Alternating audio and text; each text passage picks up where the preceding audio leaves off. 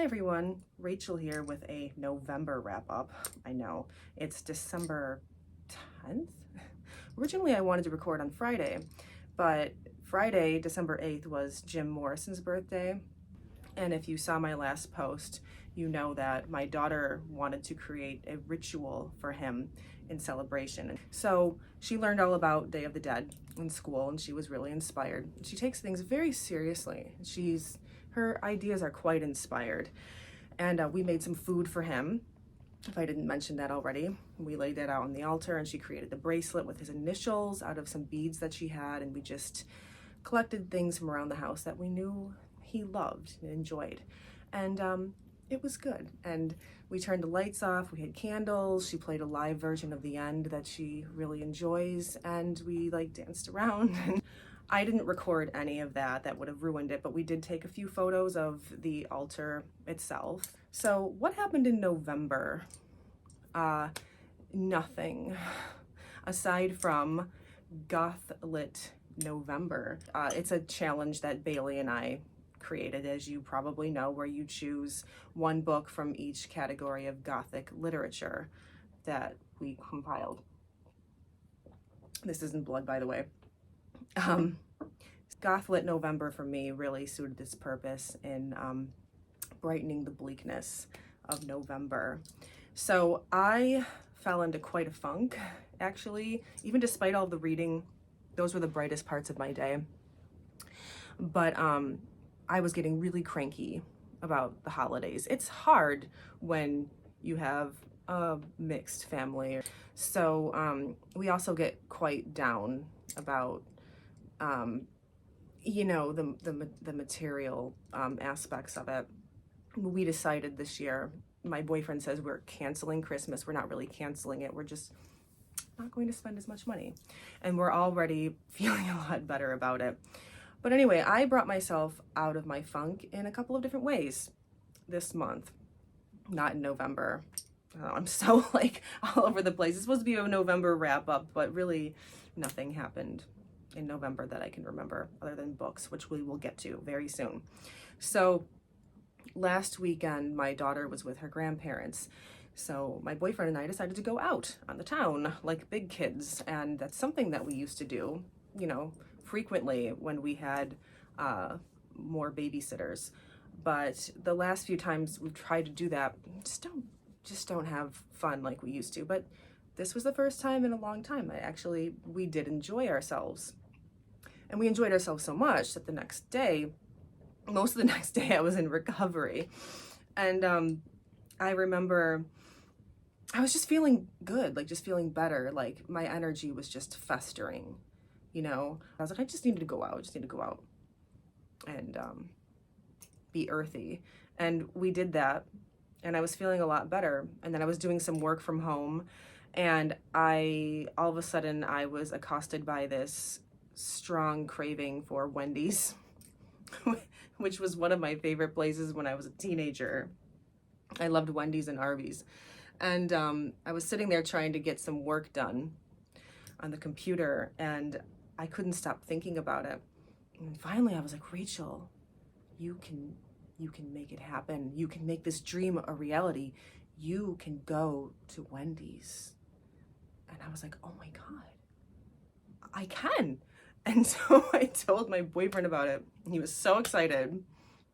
And we went to Wendy's. And I was so happy. And that's my amazing story. But you see, in the past, I would have told myself, like, no, don't do that. That's stupid. Like, that's so bad for you. That's not in your diet. But it was just, you know, it was so good.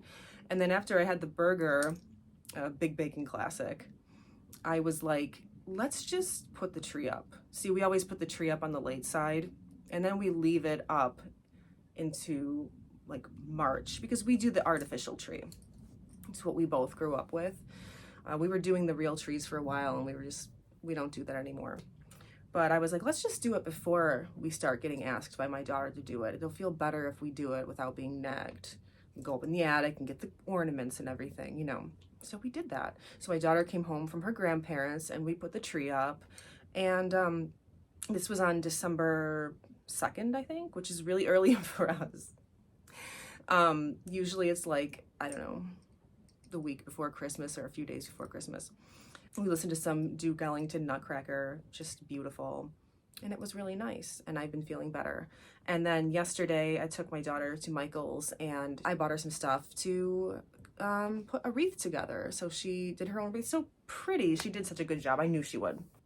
But today we went to the Museum of Fine Arts in Boston, and we saw a couple of different exhibits. We saw the Sargent exhibit, fashioned by Sargent. So I love I love John Singer Sargent. He's all over Boston. If you're familiar with him at all, like prolific painter. He's known probably most for all of his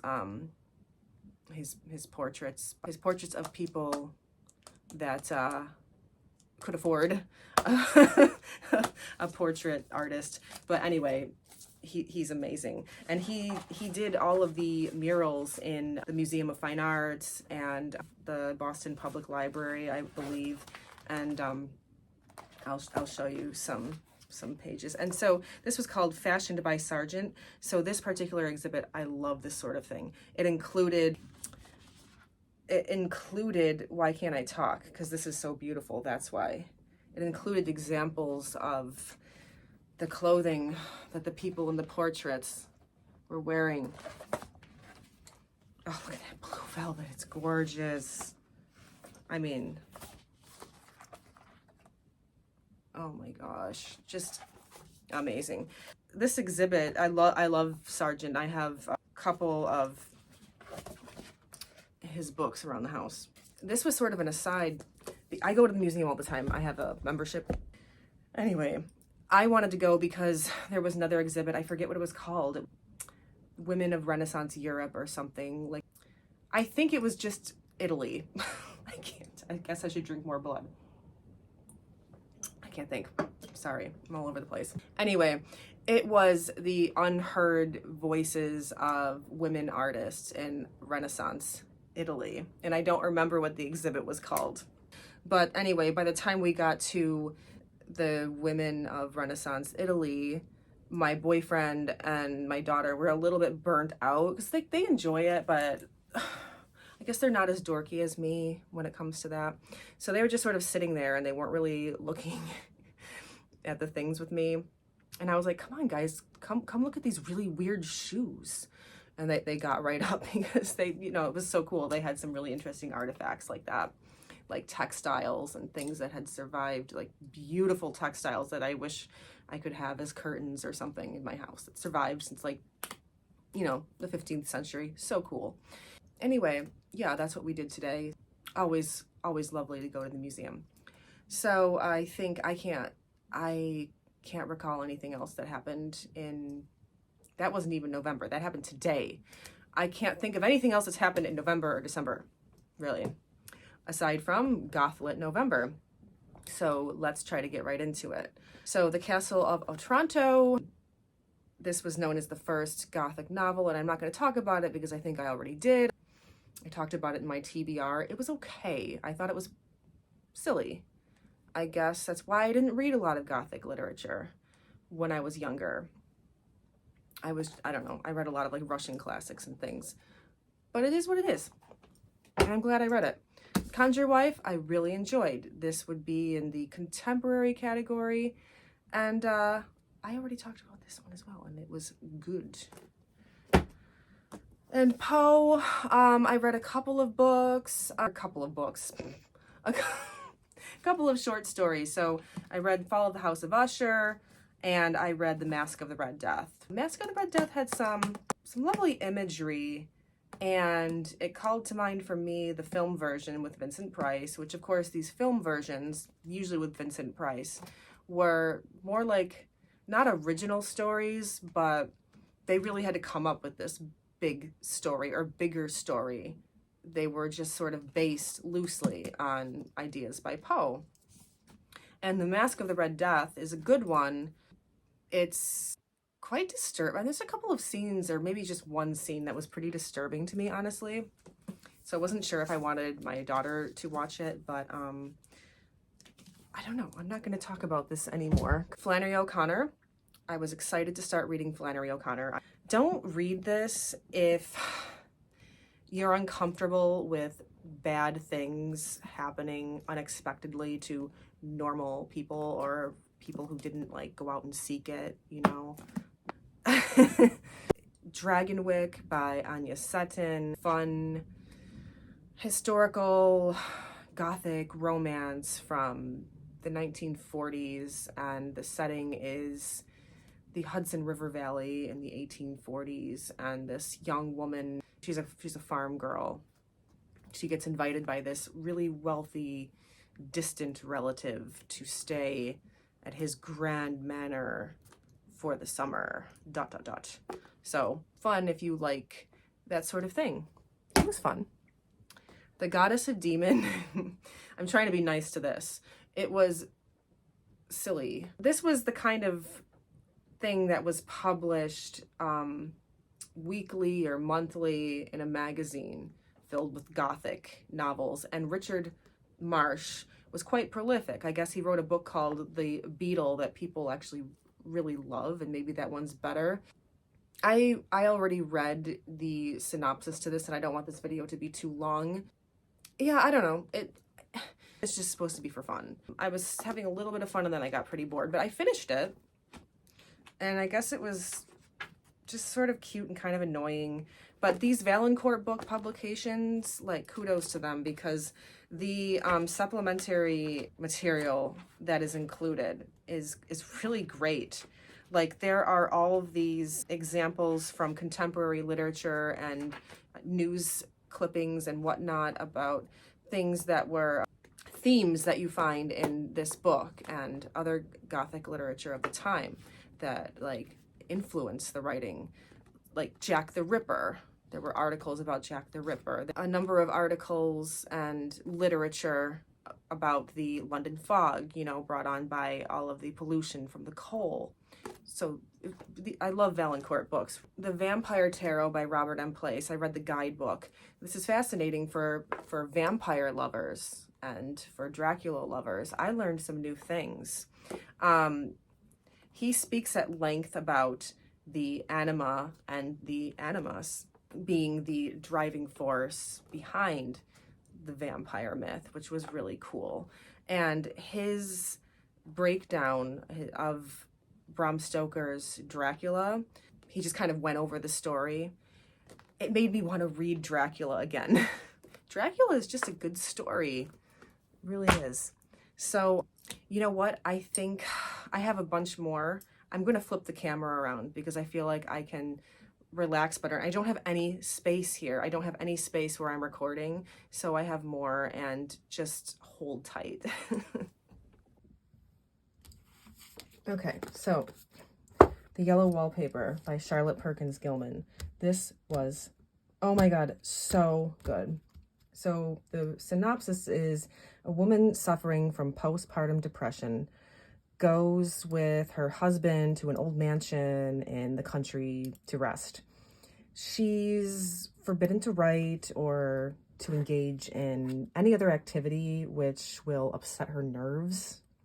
And she spends most of her time confined to a room, which she assumes was an old nursery, and it's plastered with this awful yellow wallpaper that she spends a lot of time looking at. I don't want to spoil anything, but as you'll likely gather, this only makes her worse.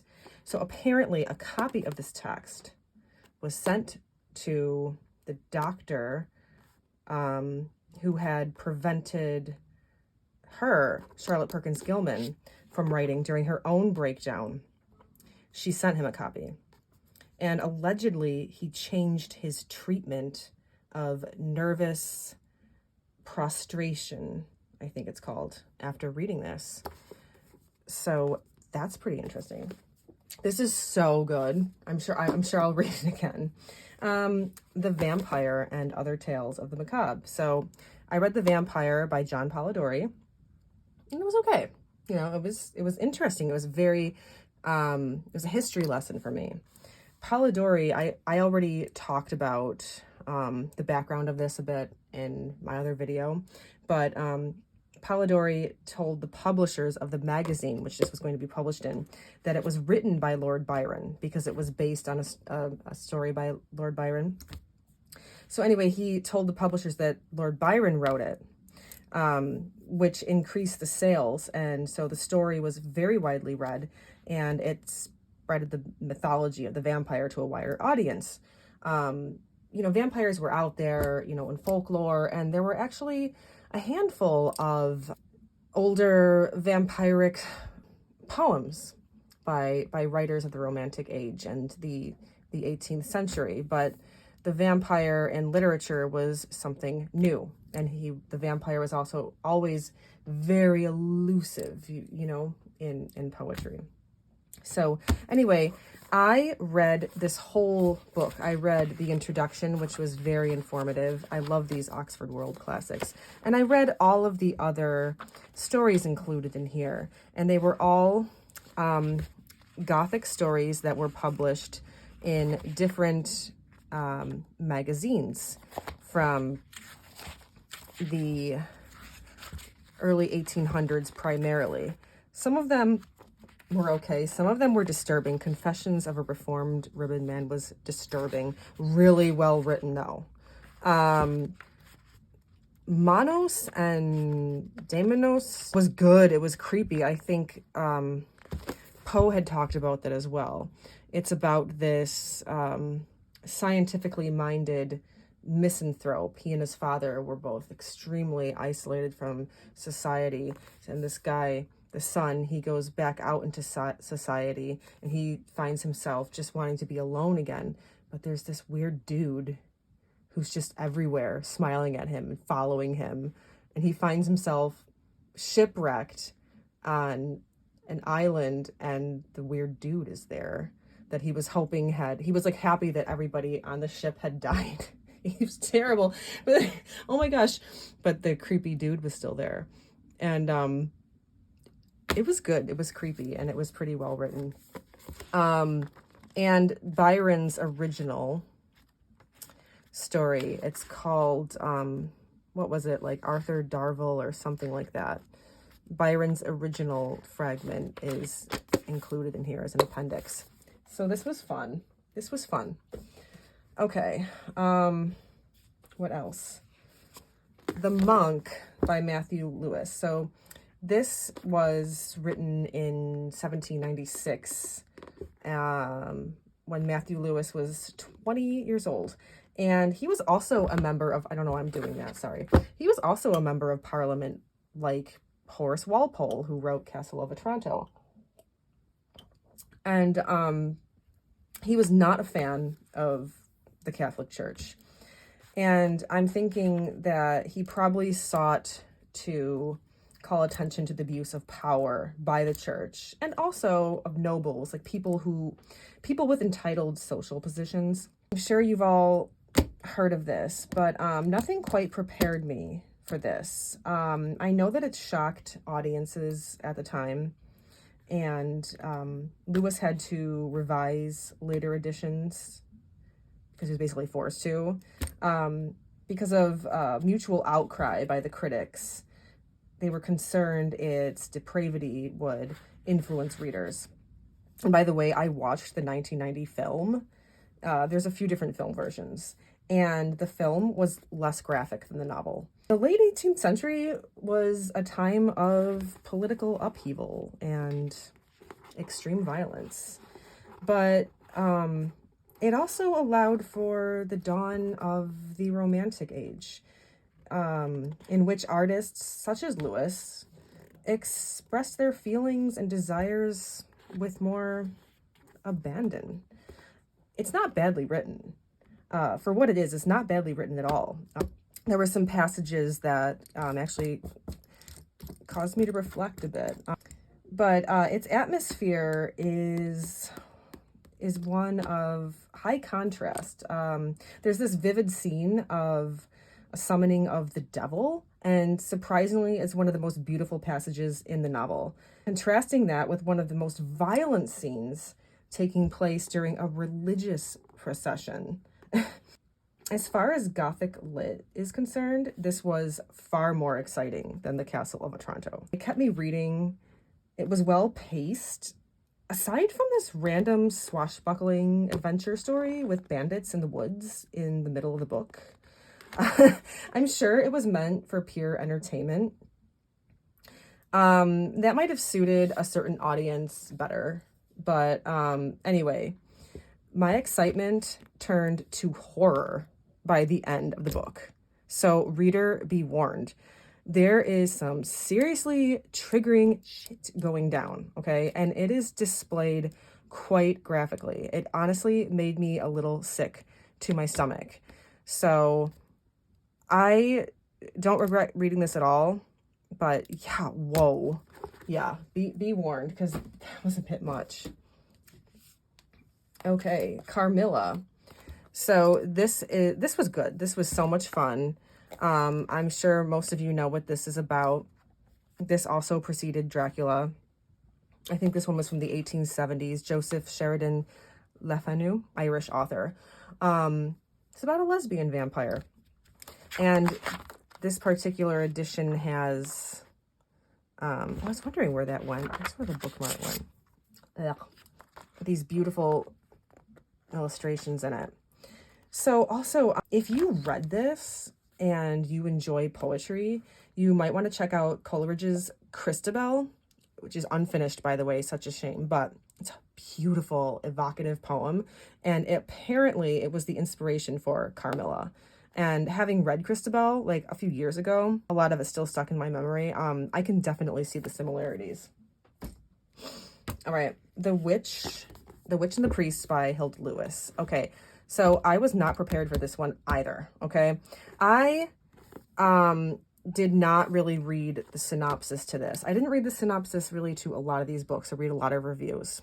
I usually go into literature quite prepared because, I don't know, I'm always there for the prose. I'm not there to be really surprised by the plot. But with Goth Lit November, there were a handful of books that I just wanted to have adventures with. So all I had read was that Samuel Fleming, an aging priest, is tormented by doubts about the case of Joan Flower and her daughters Margaret and Philippa, whom he helped condemn to death as witches in 1618. Were they guilty? Was justice done? Did he do all he could to save their souls? The spirit of Joan Flower appears to him and tells him that she was rejected by both heaven and hell and is condemned to wander the earth. I did not read beyond that. I just assumed that, I don't want to give any spoilers, but I just assumed that, I don't know what I assumed. Look at the cover. It's from the 1950s. It's kind of cute, right? This cute girl with a cute little kitty cat. How many times can I say cute? It's cute. I didn't realize that a lot of these things that they were being accused of, I guess they actually did. And then, okay, so I'm sorry, I'm not very well worded, but then I read the back and I'm like, oh yeah, okay. It does say orgies and human sacrifices and stuff. Oh, okay, cool. So again, reader be warned. This was very, very good though. Very good, but there is some very disturbing subject matter in here. Okay, involving children. I will just tell you that right now. But this is beautifully written. It is beautifully written, and if you are interested, if you've read the synopsis, I would highly recommend it. Let's see. What do I have next? The Bird's Nest by Shirley Jackson. Oh my gosh. Okay, amazing. 5 stars. I had read a couple of reviews on this, a few reviews, and a lot of people were giving this 3 stars. This is my first Shirley Jackson. I'm glad that this was my first. I take slight issue with some people who were claiming that the writing was uneven. No, I don't agree personally. The writing style varies according to the POV. There's, I'm sorry, I'm not even telling you what it's about. Elizabeth Richmond is a demure 23-year-old, whiling her life away at a dull museum job, living with her neurotic aunt and subsisting off of her dead mother's inheritance.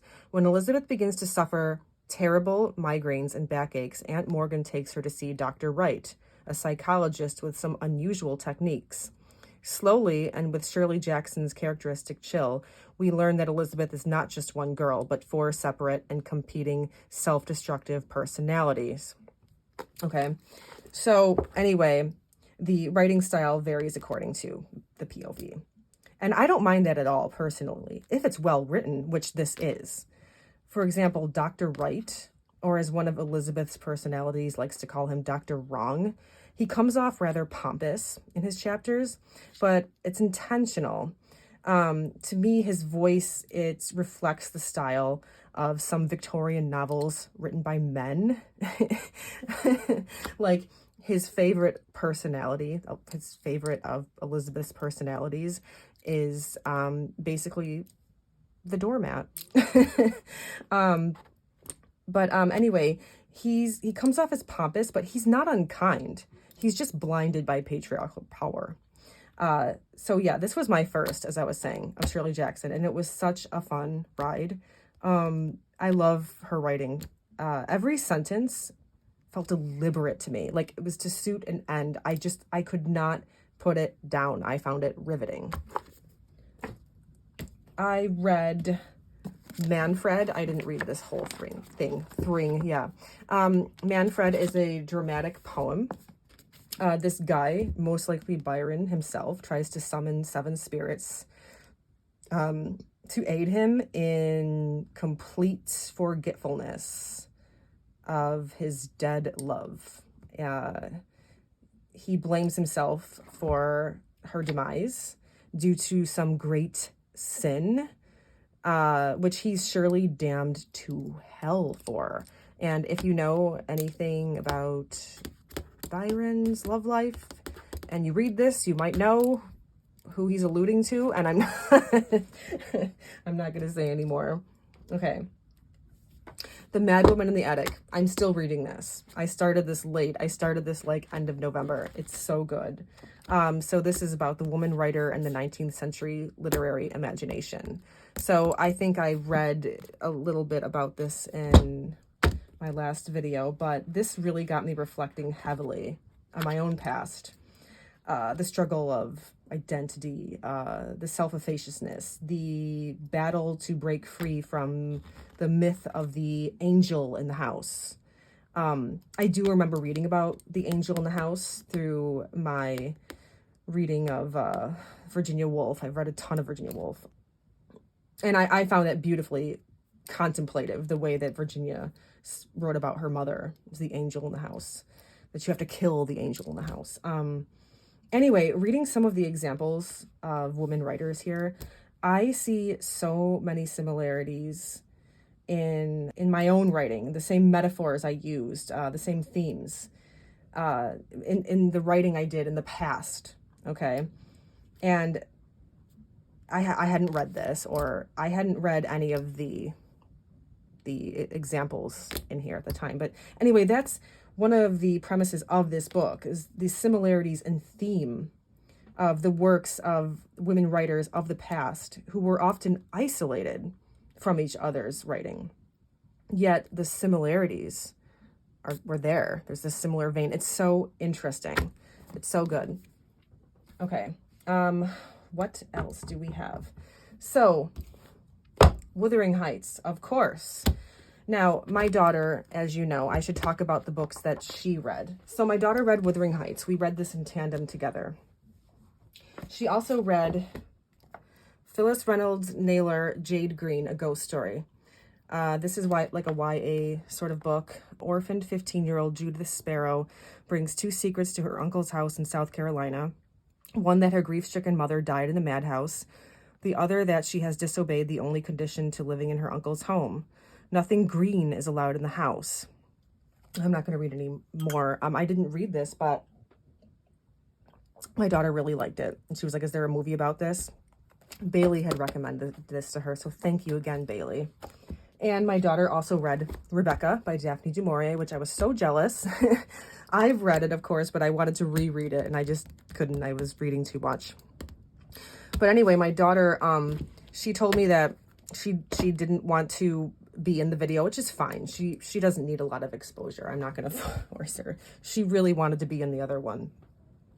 But instead of giving you a synopsis to Wuthering Heights, she gave me permission to read her own synopsis from her little book report that she wrote on Wuthering Heights.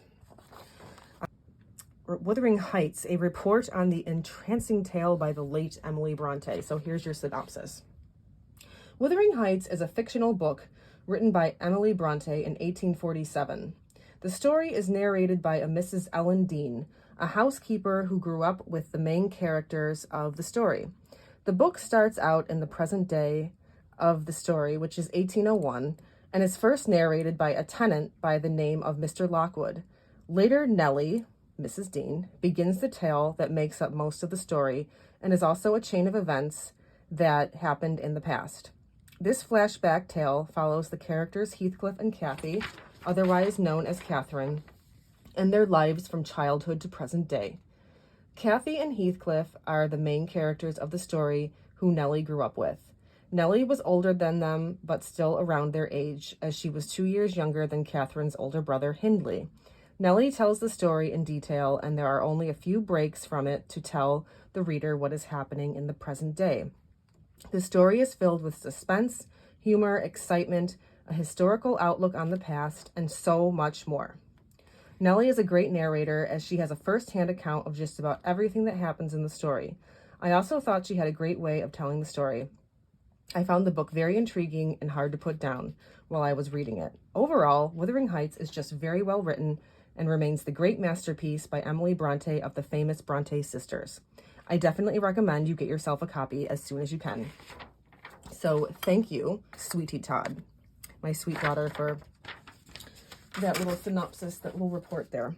So yeah, Wuthering Heights. I have a quote here. I don't remember who said it, but Wuthering Heights must have seemed to Emily's contemporaries an English novel without ancestors, and it seems to be almost without descendants.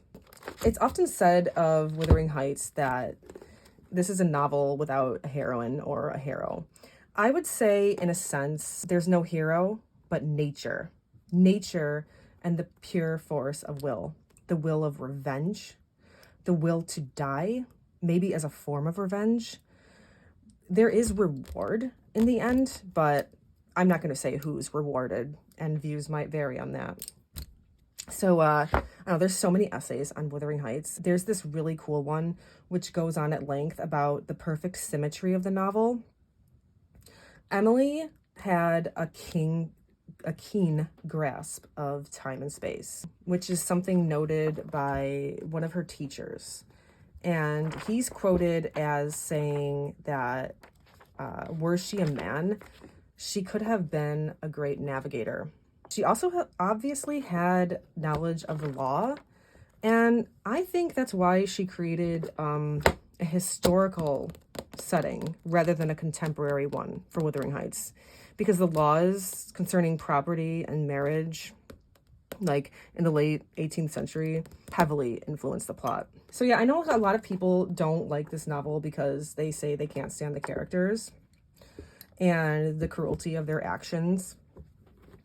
So I have this really great quote. So this is from an essay by David Cecil. Emily Bronte does not see animate man revealed against inanimate nature, as Mrs. Gaskell does. She does not see suffering, pitiful individual man in conflict with unfeeling, impersonal, ruthless natural forces like Hardy. Men and nature to her are equally living and in the same way.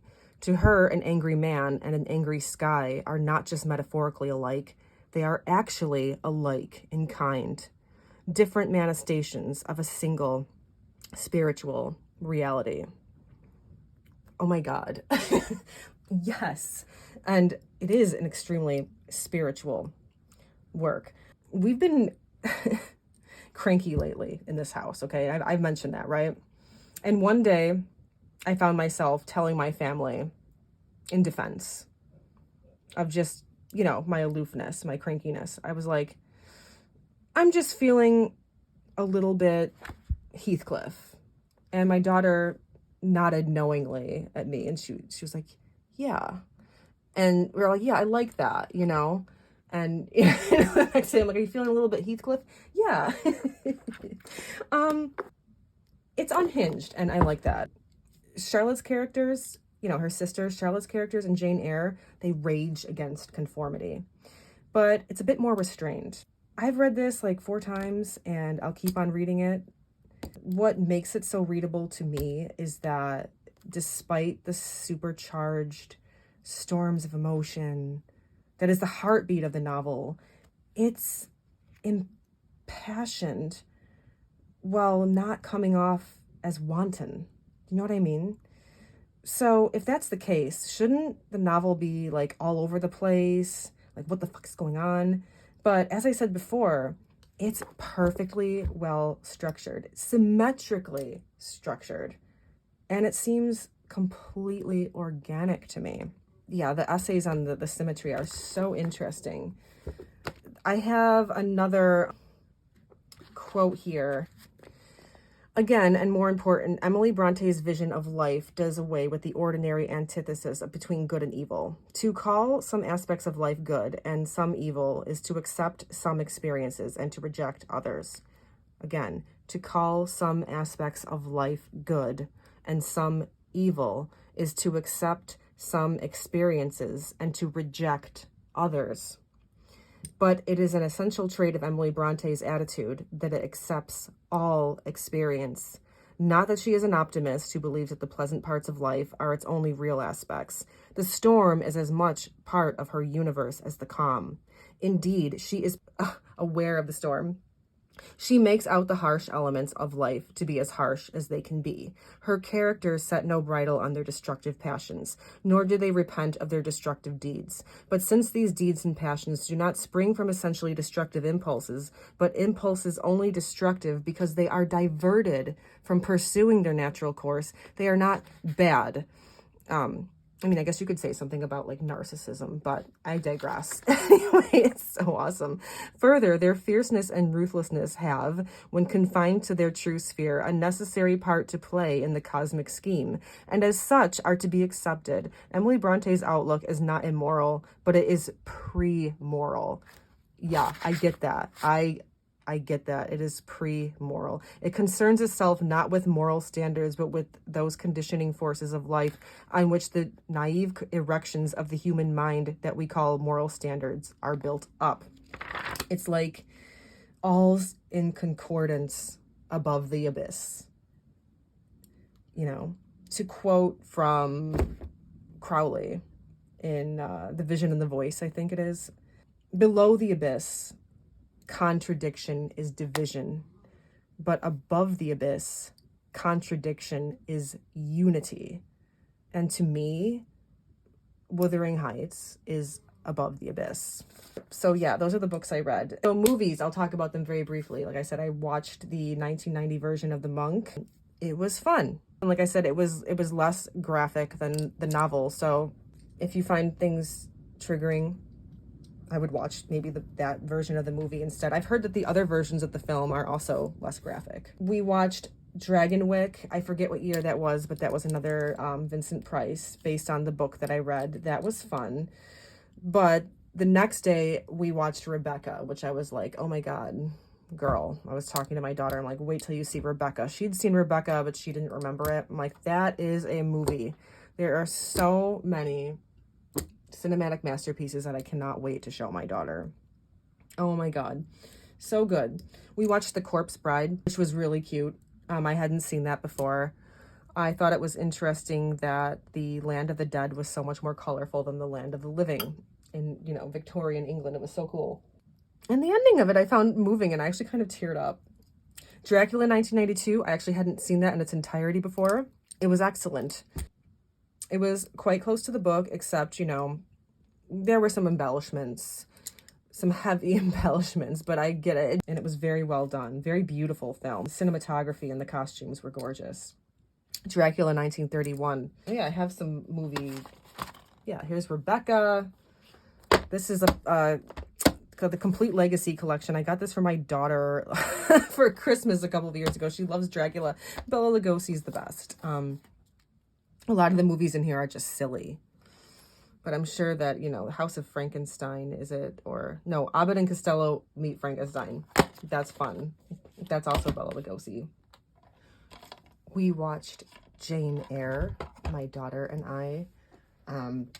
So there's a million different versions of Jane Eyre, and I've seen so many of them over the years and loved them all.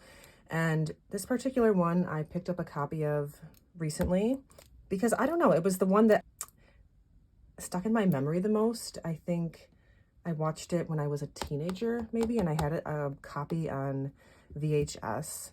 They're all good. I really love Timothy Dalton as Mr. Rochester. And I also liked this because it was a mini series. So I think this was, I forget how many episodes. We would watch an episode or two a night. It was a fun activity. We like watching series. Probably like 5 or 6 hours in total. Anyway, if you are a fan of Jane Eyre, I really recommend this rather accurate version from 1983. What else did I watch? We watched 4 different versions of Wuthering Heights. Okay, so we watched the Laurence Olivier Merle Oberon version from 1939. Beautiful, beautiful. And I love Laurence Olivier, right? Love it. We watched 1992 with Ralph Fiennes and Juliette Binoche. Gorgeous. This is one of the more accurate depictions of the story. It tells the full story, which a lot of them don't. They cut it off halfway through. I'm not going to give any spoilers if you don't know Wuthering Heights. The costumes are also accurate. The Laurence Olivier version was not, but whatever. It's okay. Like, it's okay when they do that, but this was appropriate for the late 18th century. The 1970 version with Timothy Dalton, and I forget who else, was so strange. Okay, so I will say, it was beautiful. It was beautiful. And I love Timothy Dalton, and his version of Heathcliff actually moved me.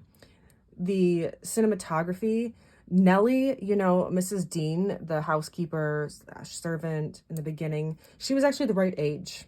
In most versions of Wuthering Heights that I've seen, for some reason, they age Nellie up. They make her so much older than the other characters. But in reality, she's really not. She's like a contemporary of Hindley, you know, Catherine's older brother. She's the right age.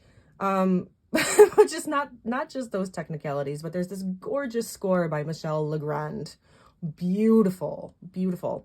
But they did something really weird with the way they ended the film. And again, I don't want to give away any spoilers, but I think they had it set up like it was so accurate. It seemed like they were actually going to tell the whole story, right? The full story, like this one. And then all I'll say is that at some point in the novel, somebody tries to kill someone and they don't succeed. In this version of the film, they succeed, and that's the end. You know, I guess if you didn't know the story, you would probably think it's just great. It's a great movie. I would watch it again because I love Wuthering Heights, but that was so weird that they did that. If they had told the full story, it would have been like one of the best versions of Wuthering Heights. And then I had to watch this again by myself. I had seen this years ago when it first came out, around like 2009. It's Masterpiece Theater. It's Tom Hardy, Wuthering Heights, and Charlotte Riley is Kathy. And also, what's his name? Bern Gorman as Hindley is amazing. So I had to watch this again by myself just to see if it was appropriate because my daughter really wanted to see it. She just wanted to see every version of Wuthering Heights. And I decided she could watch it, but there were a couple of scenes that I kind of wanted to like stand in front of the TV for. Oh my God. So I don't know, Tom Hardy, if you're a fan, like I hadn't seen it in years and I was watching the very beginning and he's so good. He made me laugh out loud. He's just so good as Heathcliff. There's some interesting things they did. Like there's some anachronisms, like especially with Kathy's wardrobe. Even my daughter, she was like, what is she wearing? She was laughing out loud. She's like, is she wearing a beanie and a scarf? It's a little bit too modern looking, but it's not really a very big deal. This really captures the spirit so well. It really captures the spirit so well of Wuthering Heights. Wuthering Heist. That sounds like a good one, guys. Yeah, it's so good. So Heathcliff is a complicated character, and we could go on at length about that, but there was this question that came up when my daughter was like trying to write like a little book report. Does Heathcliff deserve the reader's sympathy? So we were watching this version, right? There is this scene in which Nellie is trying to convince Heathcliff to dress smart for the party, this party they're having, right? She was pointing out that he was taller and broader in the shoulders than his adversary, right? And my boyfriend was like, that's straight out of the book. And I'm like, you remember that? And he's like, I do. My boyfriend was a teenager when he read Wuthering Heights. And like, we are old. And he remembered that, right? So Heathcliff obviously evoked some sympathy from him, right? To have remembered one of his more tender scenes from the book. Then, of course, later in another scene where everyone was fighting, my boyfriend was like, what terrible people. So we had a lot of fun with this. And my daughter had said, like halfway through it, she's like, this is my favorite version. She's like, I like this Tom Hardy guy. And I'm like, yeah, he's just so good. She's so funny. My daughter's so funny. She had asked me, I'm going to wrap this up now, but she asked me if she could have a Wuthering Heights themed birthday party. And I was like, okay, yeah, we'll invite some people over. We'll be rude to them and then we won't let them leave. Like if you know the novel, then you know what I'm talking about. But anyway, I also got the Bohemian Gothic. It arrived, but this has gone on way too long and I don't have any time. So for those of you who are still here, thank you for sticking with me. All right, guys, that'll about do it. Bye.